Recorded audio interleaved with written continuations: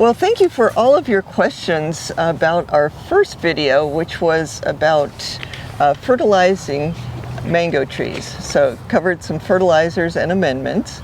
And today's video is all about answering those questions. So, of course, we have Har here, and I have the very difficult task of reading the questions, and then Har gets to answer them.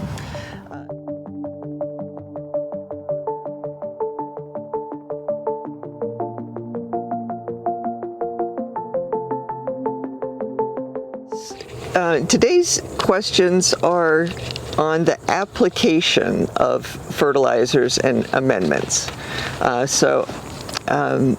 We have a request for demonstration. We'll get to that. So I am properly dressed for fertilizing. I have my hat and safety glasses, long sleeves, long pants, shoes, and gloves. And now the measurements.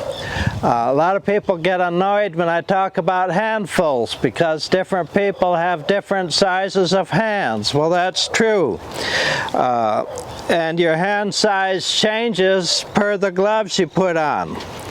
So let's pretend that I received the instructions that for a tree this size, for the canopy this size, that I was told to put out 10 fluid ounces of granular fertilizer. Fluid, not because we're actually working with a liquid, but because fluid ounces are volume measurements, as opposed to ounces, which are weight measurements, and you have to use scales to measure those, not cups. So let's see how many of my gloved handfuls, just comfortable handfuls, what I would be grabbing each time from a pail.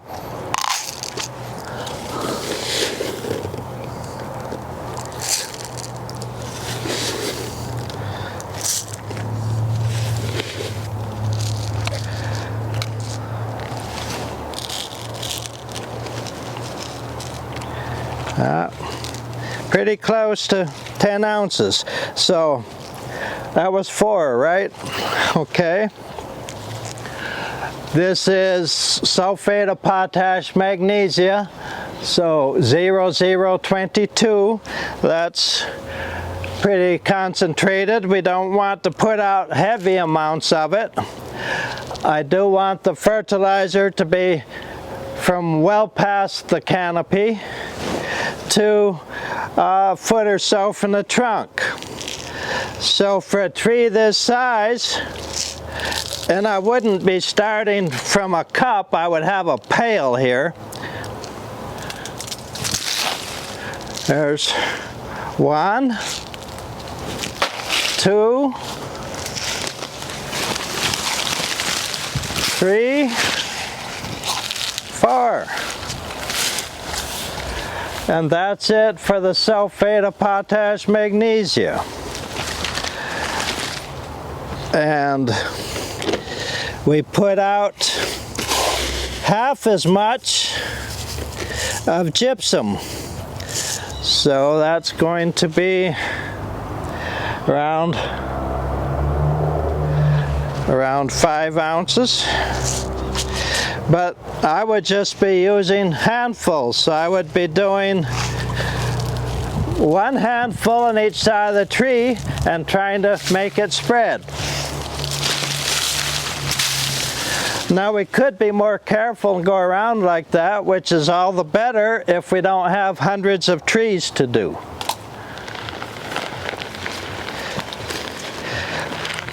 Here's a product that is sold here at Truly Tropical, but that Ms. Chris doesn't use on her grove because it's not organically certified product for organic production. This is from Howard Fertilizer and Chemicals, and it's 8 to 12 conventional fertilizer, 4 palms. It works great for young fruit trees or for fruit trees that are looking sickly.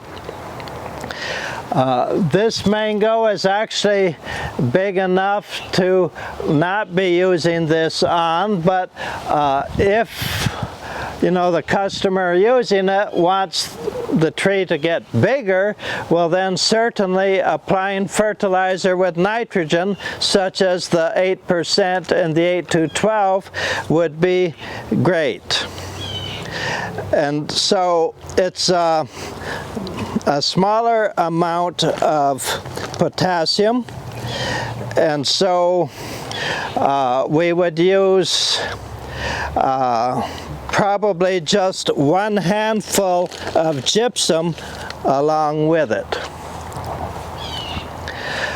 Certainly could use 3 or 4 handfuls of gypsum.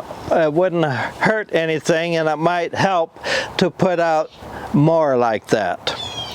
So the amount of fertilizer, of the conventional mixed fertilizer of mineral salts, I would put out 6 handfuls on a tree this size, and I would apply it rather than in a couple of parallel lines. I would do a triangle.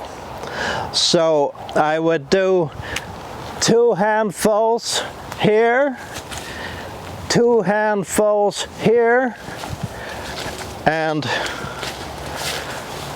2 handfuls here. I am deciding the amount and pattern per the size of the canopy and the fact that I want to spread thin and wide, going well beyond the drip line of the canopy. The drip line is where, when the rain hits from the side, a lot of water falls right there. It's the outer edge of the canopy, and we figure the radius of the canopy. In this case, it's just 1 pace, and then we go that much further out, and we want to cover that whole area. And if you go even a little further, it won't hurt anything, because the roots do go farther than that, unless the tree was just recently planted. How much gypsum and fertilizer per inch of the tree, in the diameter of the tree? Yeah, so the question is a bit ambiguous. When people use the phrase "how much fertilizer per inch," they're actually referring to the diameter of the trunk, not of the canopy. So I actually ignore the diameter of the trunk. I do not use that rule at all. I use the diameter of the canopy, and I actually refer to the radius rather than the diameter. So I pace from near the trunk to the drip line, and that gives me the radius.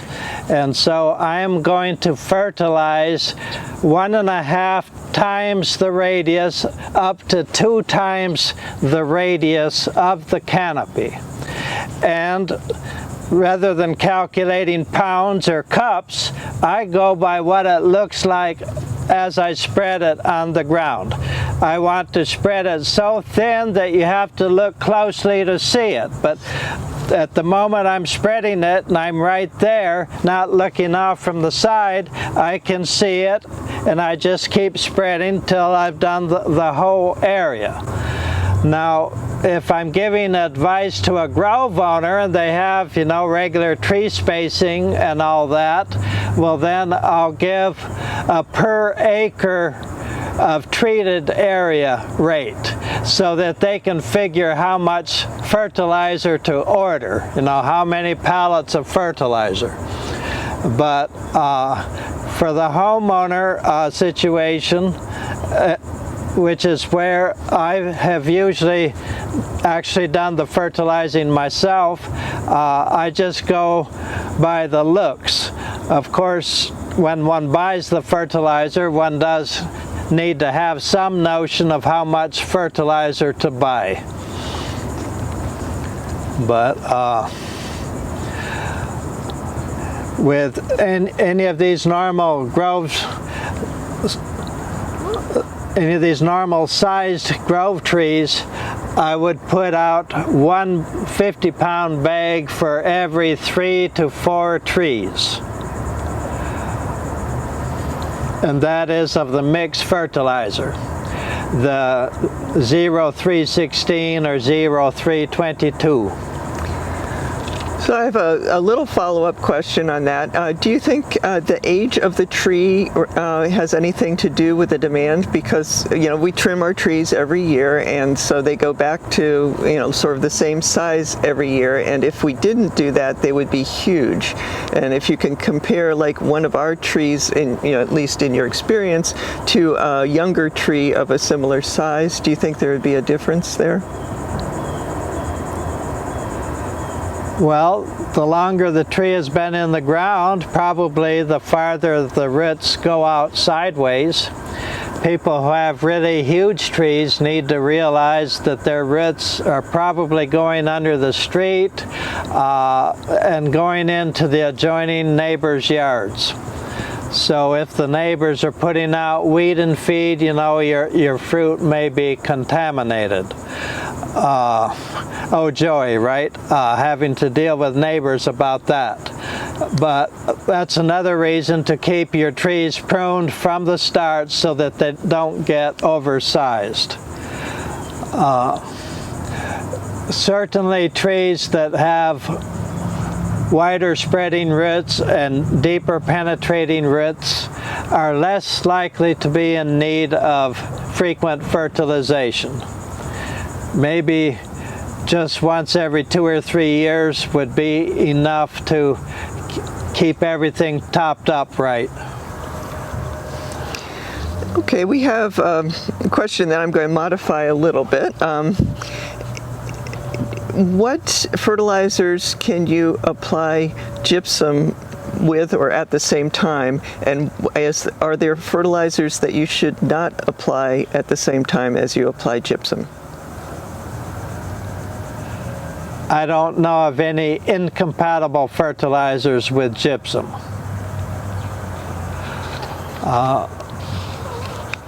Most any kind of fertilizer I put out on these poor sandy soils, I put out with gypsum.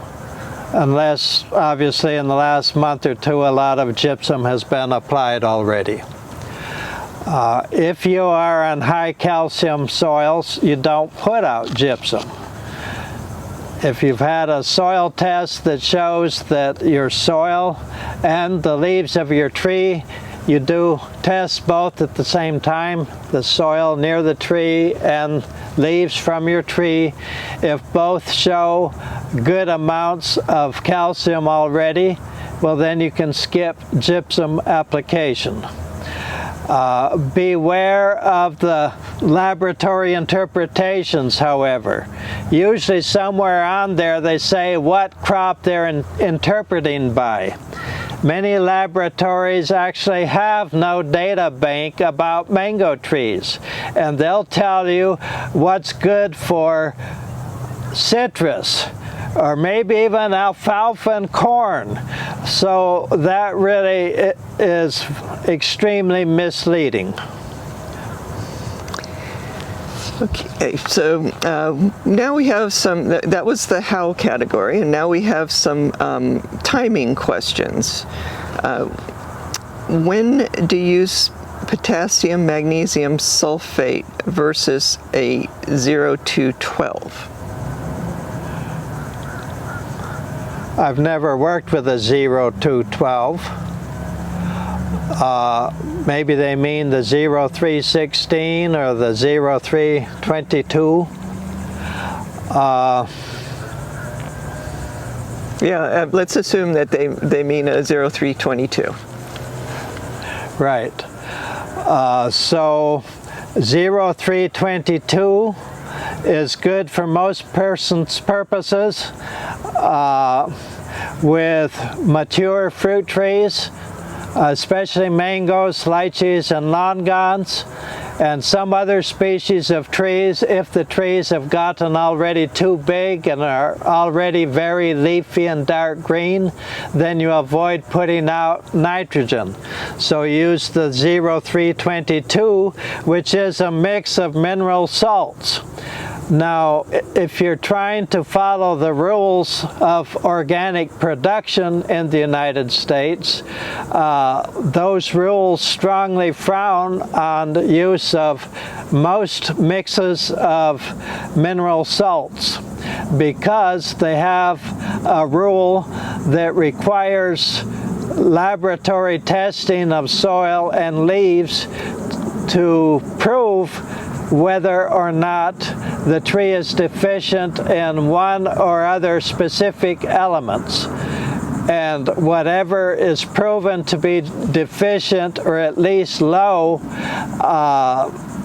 needing a maintenance rate, or deficient needing a corrective rate, then in organic production you are only allowed to use single ingredient or 2 or 3 ingredient mixes, such as sulfate of potash magnesia, which has the sulfur and the potassium and the magnesium, and it's a naturally mined product, and so they wink at the fact that it has maybe an element that you're not deficient in, but it's allowed. But with most of our commercial mineral salts mixes, that's for most people's uses if they are not concerned with following organic production rules per the U.S. government criteria, the U.S. Department of Agriculture criteria.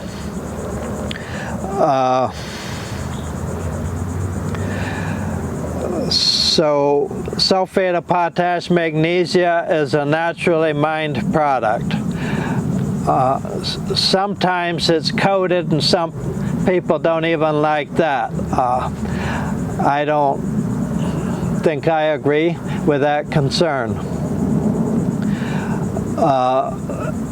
When I look at mineral salt mixes that I consider using, I look for some ingredients that I'd rather not have in there. I would rather that each of the ingredients be individually allowed in organic production, and I don't care so much about the rule of laboratory testing, since in my practice at other locations, the customers there aren't concerned about it. Obviously here with Miss Chris, I follow her preference of obeying the rules of organic production. Okay, so we have a timing question as far as tree trimming goes, and the question is, if you have a large tree and you've just done heavy pruning, should you give that tree a little nitrogen or just go with 0 nitrogen fertilizer?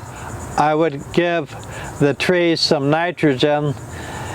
If you have taken off more than half of the leaves, or if the remaining leaves look kind of ratty because they've been in shade for a long time, you are going to want to apply some nitrogen to encourage some vigorous dark green new growth. Please remember that when a tree has had more than 1/3 of its canopy removed, that you should reduce the amount of fertilizer you apply. You can burn a severely pruned tree by putting out the amount of fertilizer that you could have put out on a tree that still had at least 2/3 of its previous canopy. Okay, here's a quick question. Say you have a fruit tree that has fruit on it. Is it okay to apply gypsum to that tree? Gypsum can be applied at any time. And the final question in this category on application questions is, this viewer wanted a bit more clarity on when to use 8-2-12 versus no nitrogen fertilizer versus kmag. And is gypsum with each of these, in each of these cases, also a good thing to apply? Well, you have to ask what kind of soil is it. If you have high calcium soil, you do not apply gypsum. We're talking about these poor sandy soils that we work with here in most locations in eastern Palm Beach County. If you're down in the Redlands, you don't put out gypsum. Yeah, it's like they have gypsum or calcium in rock form down there. Right. If your trees are growing in limestone gravel or shell rock or marl, you already have way too much calcium, but some of your trees may not be able to get the calcium out from that abundance of calcium in the soil. You do need to apply sulfur. Now, that wasn't part of this question, but you need to avoid asking questions that are too general and giving a too general answer to those. So if your soil is high in calcium, you need to apply sulfur, not gypsum. But you do need to apply the sulfur to let the bacteria form gypsum from the calcium that's already there in the form of calcium carbonate, which is lime. Kmag, I just covered that. Kmag is usually preferred by persons trying to follow the rules of organic production because it's a naturally mined substance, and for nitrogen for their trees they're going to need to be using their trimmings or fish emulsion or seaweed extract, slaughterhouse byproducts, which I'm generally against using, but anyway, those would be the sources of added nitrogen. Of course, in parts of the world where we have lots of thunderstorms, every time we have lightning up there, the next rain brings down nitrogen fertilizer for the plants. The 8-2-12 is a rich source of nitrogen because it's 8% nitrogen. That's what the 8 means. If your trees are already big enough, green enough, leafy enough, you don't put out any nitrogen. You use a fertilizer that starts with 0 if you're using a mineral salts mix, a commercial fertilizer. So those were our fertilizer and amendment application questions. So that wraps up this video, but we have other videos on other topics with this that were generated from our video that we've already put out on fertilizers and amendments. So stay tuned for those videos also.